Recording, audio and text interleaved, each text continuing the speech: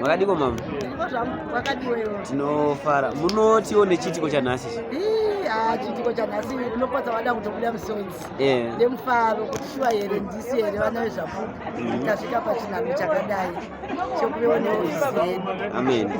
So zvakakosherewo kuti sezvapupu tive nemaofisi atinoti apa tinoti maofisi zedu. Zvakakosha zvakanyanya. Zvizhinji kune vanhu vekunze vanenge vachida kunyatsoziva nezvechechi yedu ine chimiro chakadii. Nokuti kana tisina ofisi vanongotora sekuti kanongoriwo kachechiwo kakangobambowo zvekuti vanhu vangowana mari. Asi manje inobva yanyatsoratidza chimiro chekuti ichechi ine hwaro hwekudzidzisa kunamata chiapostora chinoendesa kudenga.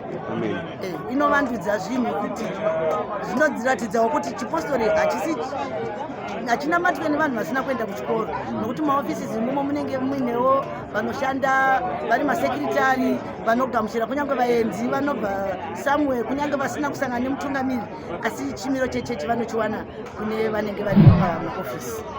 Ko meseji yenyu kune vamwe vari kune mamwe maprovince, kurudziro yenyu kwavari kuti vabatirane nevamwe pachirongwa ichi? Kurudziro yangu ndeyekuti naivo ngavangonzwa kuti ichechi yedu, nokuti chiitiko ichi hachisina kuitirwa kuti ndecheHarare chete kana kuti chine rusarura kuti vekwakati kana kuti vekwakati, asi tongobatana sechechi yese yezvapupu zvaJesu Apostolic Church, kungave mhiri kwemakungwa, kungave kuSouth Africa, kungave kupi zvako kunongori nemwana wezvapupu, angonzwa kuti chechi yangu inofanirwa kuti isimukire pahurongwa ihuru kuve neofisi. So 5 years from now muri kuona zvapupu apa?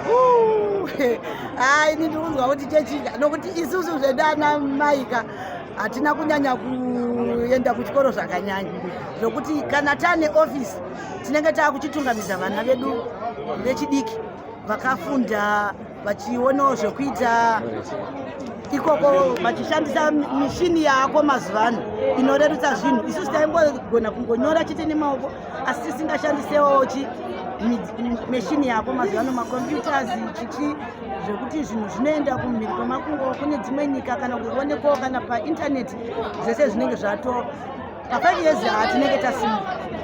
Tinotenda muva nenguva yakanaka mama.